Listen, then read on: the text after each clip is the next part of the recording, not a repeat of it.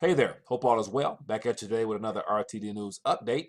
And today's article has to do with the idea of the whole crisis dealing with cash in India and how originally when the story was reported, it kind of mentioned that those that were below the poverty line, which is a good portion of the population there, were really affected.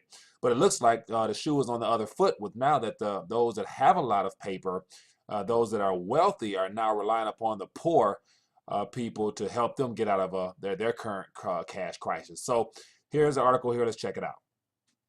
So here we have just one article, and it's from the Sydney Morning Herald, which came out last Friday, the 18th.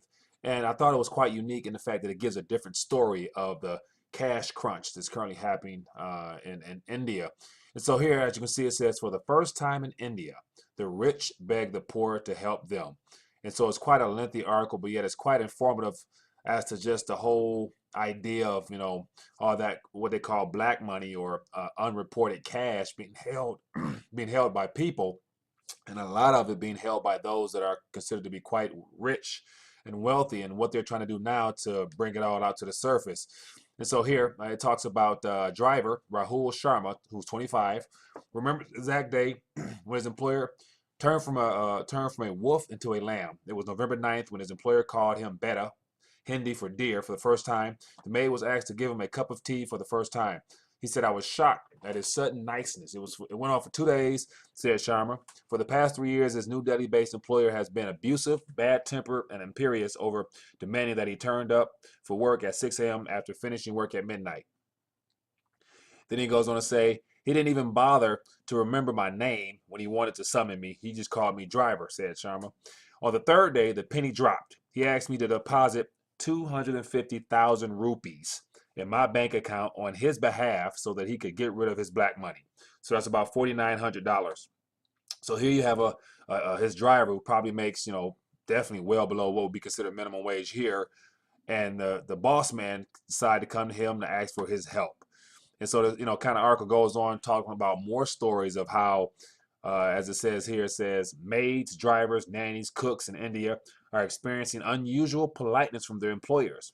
Beyond the work they do every day, they suddenly have another use: to launder the undeclared cash which the rich have been hoarding in steel wardrobes under the mattress and in under bed storage.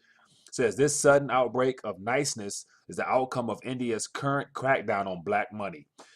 Income in the form of cash that has been not declared to the tax authorities. On November 8th, the day before Sharma's employer became a lamb, India's Prime Minister Narendra Modi scrapped the 500 and 1,000 rupee notes to root out corruption. And so I've also commented on this same topic before, and I'll include some of those news updates below. It says, in one fell swoop, the tens of millions of rupees that the rich kept at home in these denominations became worthless.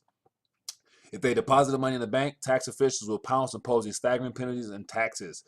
Until on December 30th, each Indian is allowed to deposit a smallish sum of 250,000 rupees in such defunct notes in their bank accounts without questions being asked. That is why the rich need the service of the poor. And so it says Sharma and others like him have been implored by suddenly humble employers to deposit the amount in their accounts by the deadline to be returned to their employees later. And he said, Sharma, "I refused him. I don't want to get in trouble after later someone asks me how I got this money, being that I'm only a driver."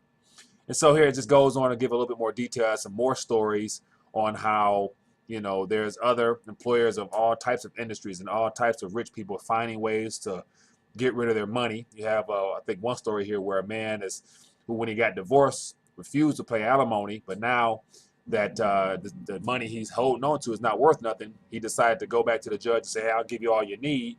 And the judge locked him up and said, "Sure, you can give me all I need, but yet you got to pay in the new 2,000 rupee notes." And so it's quite interesting how the shoe is on the other foot, where those that have a lot are looking for the help of those that have none.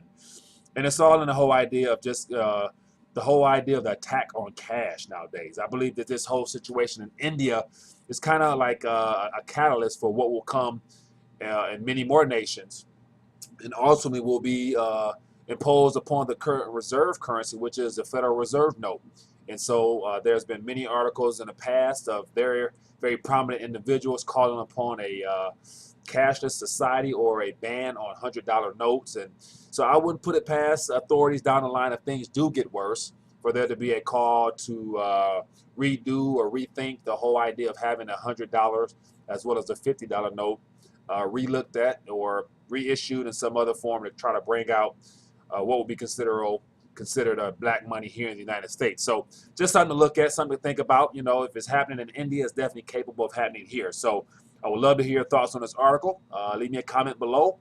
And other than that, looking forward to bringing you more news. If you're new to RTD, click the subscribe button for more news updates like this. Enjoy your day.